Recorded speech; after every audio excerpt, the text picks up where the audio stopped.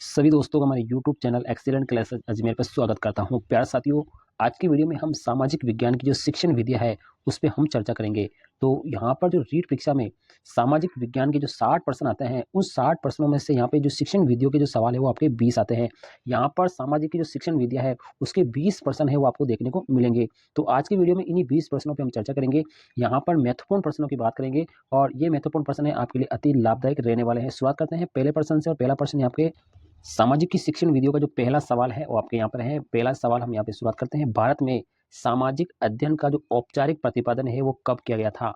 यानी भारत में सामाजिक अध्ययन का जो औपचारिक शुरुआत है वो 1937 के अंदर शुरू हो गई थी। उस वक्त डॉक्टर जाकिर हुसैन समिति ने यहाँ पे बुनियादी शिक्षा की जो मूल रूपरेखा को यहाँ पे प्रस्तुत किया गया था। बाद में 1948 में डॉक्टर राधाकृष्ण आयोग ने और साथ ही 1952-53 के जो मुदालिर शिक्षा आयोग ने इसे माध्यमिक स्तर पर अनिवार्य रूप के विषय के रूप में पढ़ाए जाने की सिफारिश कर दी थी। तो सबसे पहले शुरुआत है वो 1937 के अंदर ही हो गई थी। तो ये सामाजिक शिक्षण विधियों के अति महत्वपूर्ण यहाँ पे 20% आने वाले हैं। आप वीडियो में अंत तक बने रहिए। अगला सवाल है, पाठ्यचर्या में वे समस्त अनुभव निहित है जो विद्यालय के द्वारा शिक्षा के उद्देश्यों की प्राप्ति के लिए उपयोग में लाए जाते हैं। ये कथन किसका है? पाठ्यचर्या वे समस्त अनुभव निहित है, पाठ्यचर्या के अंदर वे समस्त अनुभव निहित है जो विद्यालय के द्वारा शिक्षा के उद्देश्यों की प्राप्ति के लिए उपयोग में लाए जाते हैं। तो ये कथन किसका है? तो ये जो इंपॉर्टेंट कथन है ये आपका क्रो एंड क्रो का है, नहीं मुनरो का है। किसका है? मुनरो का है। ये ऑप्शन किसका है? मुनरो का है। मुनरो ने ही ये परिभाषा है जो सामाजिक अध्ययन की दी है। तो ये इंपॉर्टेंट परिभाषा है, सामाजिक अध्ययन की पहली परिभाषा है। अगला सवाल है, अभिनय विधि का सफलतापूर्वक प्रयोग कब होता है? जो अभिनय विधि है उसका जो सफलतापूर्वक प्रयोग है वो विद्यालय स्तर पर ही होता है। यहाँ पर इस विधि में क्या किया जाता है? इसमें विद्यार्थी अभिनय करके ज्ञान प्राप्त करते हैं। अभिनय करते हैं, अभिनय का मतलब होता है नृत्य। अभिनय का मतलब क्या होता है?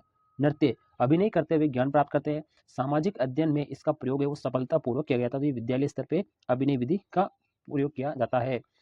अगले सवाल की तरफ चलते हैं। सामाजिक अध्ययन पढ़ाते समय आने वाली प्रमुख कठिनाइयाँ कौन सी है? सामाजिक अध्ययन पढ़ाते समय आने वाली प्रमुख कठिनाइयाँ है। तो इसके अंदर पहला है पाठ्यक्रम का जटिल होना, नहीं। पाठ्यक्रम का स्थानिक होना, नहीं। पाठ्यक्रम का परिवर्तित होते रहना, ये एक सबसे बड़ी समस्या है। तो ये ऑप्शन आपका राइट रहेगा।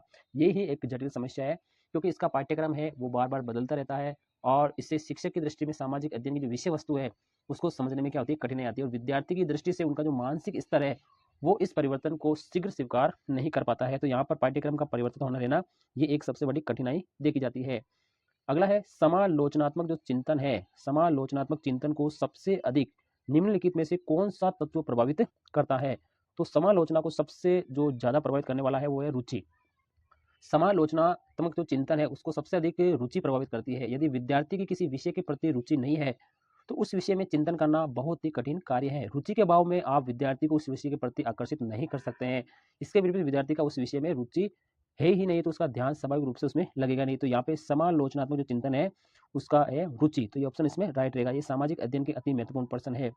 अगला प्रश्न है यहाँ पर परीक्षा प्रशिक्षण प्रतिमान जो होता है वो उसमें विद्यार्थी क्या करता है? तो परीक्षा प्रतिमान परीक्षण में क्या करता है?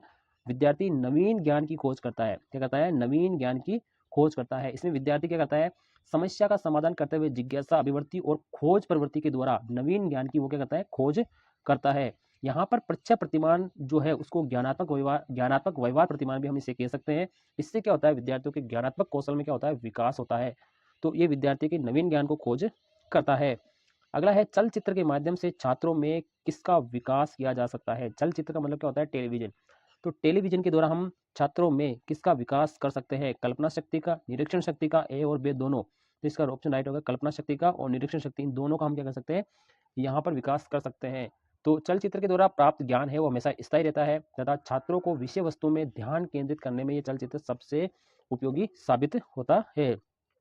अगला है कंप्यूटर के भौतिक उपकरण क्या कहलाते हैं? कंप्यूटर के जो भौतिक उपकरण है वो क्या कहलाते हैं? तो कंप्यूटर के जो भौतिक उपकरण होते हैं वो हमेशा हार्डवेयर कहलाते हैं। जैसे इसके अंदर कीबोर्ड होता है, माउस होता है, स्कैनर होता है, सीपीयू होता है, फ्लॉपी डिस्क है या सीडी है, ये सब हार्डवेयर है जिसे हम छू सकते हैं, यानी इसको छू के देख सकते हैं। तो ये हार्डवेयर है।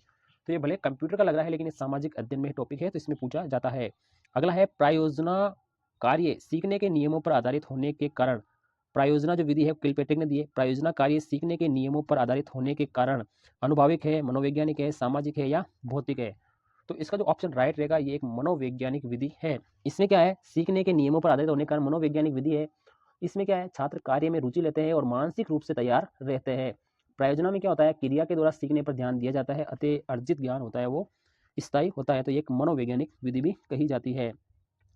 अगला है, निम्नलिखित में से किस परीक्षण के द्वारा विद्यार्थियों की विषय संबंधी कमियों को और कठिनाइयों की जानकारी प्राप्त की जाती है। तो ये जानकारी किसमें प्राप्त की जाती है, तो यहाँ पर कोई भी विद्यार्थी है, उस विद्यार्थी की विषय से संबंधित जो भी कमियां या कठिनाई है, उस कठिनाई और कमियों की केवल जानकारी प्राप्त करना, ये क्या कहलाता है, निबंधात्मक परीक्षण कहलाता है, वस्तुनिष्ठ परीक्षण कहलाता है, उपचारात्मक या निदानात्मक।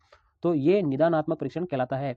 इसमें क्या है, छात्रों की कमियों और कमजोरियों की जानकारी प्राप्त की जाती है और यही पता लगाया जाता है कि विद्यार्थी को किस विषय को समझने में कहाँ कहाँ कठिनाई का अनुभव होता है। इस परीक्षण को व्यक्तिगत या सामूहिक दोनों रूप से हम आयोजित करके विद्यार्थियों की कमजोरी का पता लगाया जाता है। तो निदानात्मक परीक्षण में कमजोरियों और कारणों का पता लगाते हैं और दूर करने के लिए हम उपचारात्मक परीक्षण को यूज करते हैं। तो इसमें कमजोरियों का पता लगाते हैं और इसमें दूर करते हैं। तो ये दोनों ही इंपॉर्टेंट है, अति महत्वपूर्ण है सभी विषयों की दृष्टि से।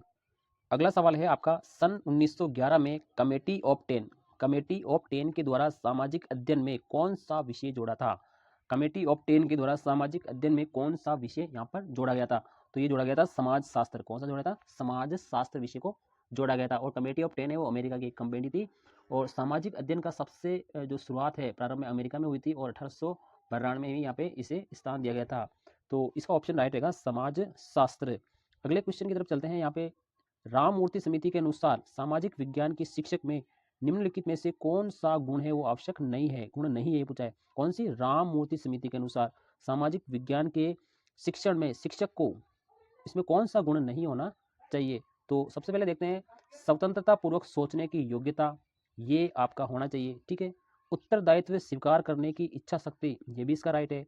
कार्य समझ और अनुभव के साथ नेतृत्व करने की क्षमता, ये भी इसका राइट रहेगा। ये तीनों गुण शिक्षक में होने चाहिए। अगला है, उपलब्धि की अति इच्छा के साथ विपरीत स्थितियों का सामना करना, ये इसका ऑप्शन गलत रहेगा। ये सामाजिक विज्ञान के शिक्षक में उपलब्धि में ये वाला ऑप्शन गलत रहेगा और राष्ट्रीय शिक्षा नीति 1986 में से पुनर्विचार किया गया था, तो इसे राममूर्ति समिति भी कहा जाता है।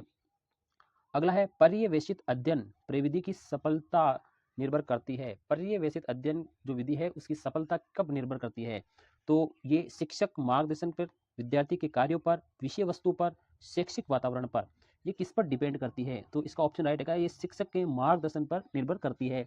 तो पर्यवेक्षित अध्ययन विधि में क्या होता है, शिक्षक के कुशल मार्गदर्शन पर ही ये निर्भर करती है। इसमें शिक्षक एक क्या होता है, पथ प्रदर्शक का काम करता है। शिक्षक क्या करता है, पथ प्रदर्शक का काम करता है और विद्यार्थियों के द्वारा किए जाने वाले कार्यों को इस प्रकार से निर्धारण करता है जिससे कि विद्यार्थी अच्छी तरह से विषय वस्तु को समझ सकते हैं। और ये विधि है वो क्रियाशीलता के सिद्धांत पे काम करती है। पर्यवेक्षित विधि है क्रियाशीलता के सिद्धांत पे काम कर सकती है। तो अति महत्वपूर्ण प्रश्न है सामाजिक शिक्षण विधियों से।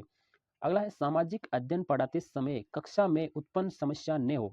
सामाजिक अध्ययन पढ़ाते समय कक्षा में एक समस्या उत्पन्न न हो, इसके लिए शिक्षक को निम्नलिखित में से किस पर सबसे ज्यादा ध्यान देना चाहिए। यानी कक्षा के अंदर कोई भी अनुशासन या कोई समस्या पैदा नहीं हो, तो इसके लिए क्या करना चाहिए। तो इसके 4 ऑप्शन है। विषय वस्तु के मूल्यों पर जोर देना चाहिए, सही है।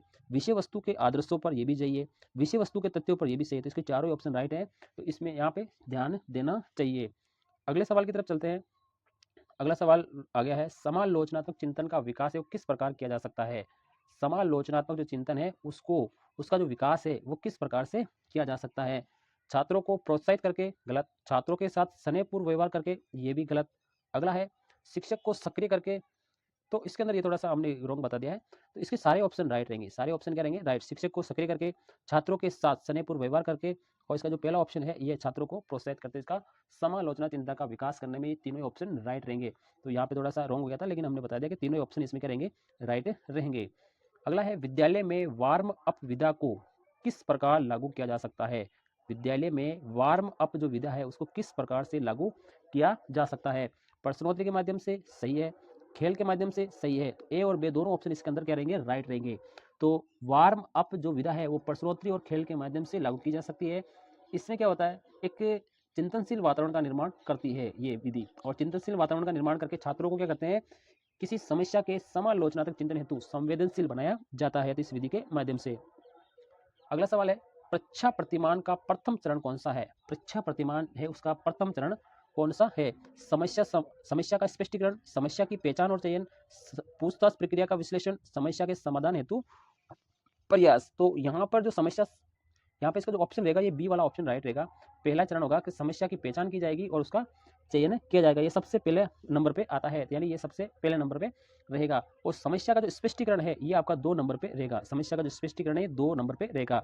और समस्या समाधान हेतु जो प्रयास करेंगे ये आपका 3 नंबर पे रहेगा। इसके बाद में जो सूचनाओं का संगठन और परिणामों की जो प्राप्ति है वो आपका चौथा नंबर पे रहेगा। कौन से नंबर पे? चौथे नंबर पे। और लास्ट नंबर पे रहेगा पूछताछ प्रक्रिया का विश्लेषण, ये 5वें नंबर पे रहेगा। तो परीक्षा प्रतिमान में 5 चरण है, तो इसका जो पहला चरण है वो समस्या की पहचान और चयन वाला रहेगा, तो इसका ऑप्शन राइट रहेगा। यहाँ पर समस्या के वाला सी ऑप्शन इसका राइट रहेगा। अगले सवाल की तरफ चलते हैं। टेप रिकॉर्डर के प्रयोग से निम्न में से किस शिक्षण साधन की सीमाओं और कमियों को दूर किया जा सकता है? टेप रिकॉर्डर के प्रयोग से किस शिक्षण साधन की सीमाओं को या कमियों को दूर किया जा सकता है? तो आपको पता ही है टेप रिकॉर्डर एक क्या है? श्रव्य साधन है। और टेप रिकॉर्डर के प्रयोग से शिक्षण साधन में रेडियो की सीमाओं और कमियों को दूर किया जा सकता है। किसको? यहाँ पर रेडियो की सीमाओं को यहाँ पे दूर किया जा सकता है टेप रिकॉर्डर से। ठीक है, इसमें क्या होता है, हम किसी भी चीज को रिकॉर्ड कर लेते हैं और बाद में आवश्यकता के अनुसार अध्यापक छात्रों को सुना सकता है, तो ये इसका ऑप्शन राइट रहेगा। अगले सवाल की तरफ चलते हैं। कंप्यूटर के आउटपुट उपकरण कौन से हैं? कंप्यूटर के आउटपुट उपकरण कौन से हैं? मॉनिटर, ये इसका क्या है, इसमें आउटपुट और इनपुट की हम बात करते हैं तो आउटपुट क्या होता है?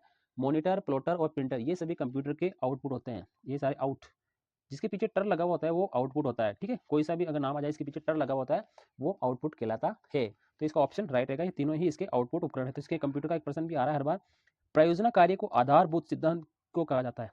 प्रयोजना विधि जो है उसका आधारभूत जो सिद्धांत है वो किसे कहते हैं? जीवन से सीखना, करके सीखना, सहयोग और साहचर्य से सीखना, और इसका जो लास्ट है ये उपयुक्त सभी। तो इसके तीनों ही ऑप्शन होंगे यहाँ पर। इसमें क्या होता है, ये विधि है जो प्रायोजना जो विधि है वो जॉन डीवी ने दी है। प्रायोजना जो विधि है वो आपके वैज्ञानिक है जॉन डीवी है, उसने यहाँ पे इसको दिया था। प्रयोजना विधि का जो अभिप्राय है उसमें ये कहा गया है कि किसी कार्य की सहकारिता की भावना से इसे समूह में करना चाहिए। इसमें जीवन से सीखना, करके सीखना और सहयोग और साझेदारी से सीखना ये महत्वपूर्ण बताया था। तो यहाँ पर ये अति महत्वपूर्ण 20% थे। वीडियो कैसा लगा, वीडियो को लाइक शेयर जरूर करें।